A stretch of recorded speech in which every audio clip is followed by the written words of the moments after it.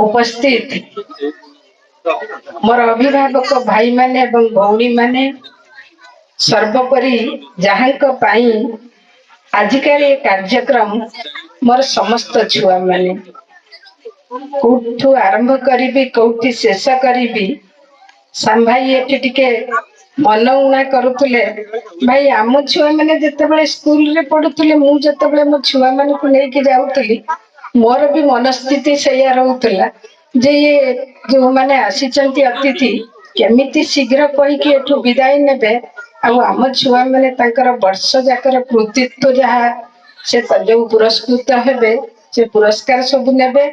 मत डाक पकईकि बारंबार सकाଳେ आनी छाड़ी गली मोर रचिता भाउज तो मु पचारुची क्या छाड़ी गली आप कहूना आपण को छाड़ी गली आपण मान भाया भाग्यवती माँ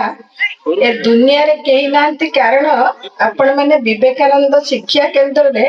आपण मान छुआ को पाठ पढ़ेबार सौभाग्य पाई आउ ए सौभाग्य आपण मान को हम 4.5 कोटी ओडियानकर आराध्य देवता प्रभु श्री जगन्नाथ देइछंती सेथिपई पुणी थरे से सर्वनियंता परमेश्वर को एठी प्रणिपात करूची मु आश्चर्यचकित होउची गोटे मु कहा सहित तुलना करू नहीं किंतु सचराचर गोटे बड़ इंस्टीट्यूट रे भी एतिकी अभिभावक अभिभाविका पिला माने उपस्थित नथंती तेणु मु मोर माँ मान को भौणी मान को कहबी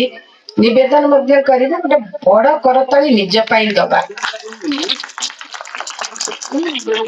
भूमिश्च स्वर्गादपि गरीयसी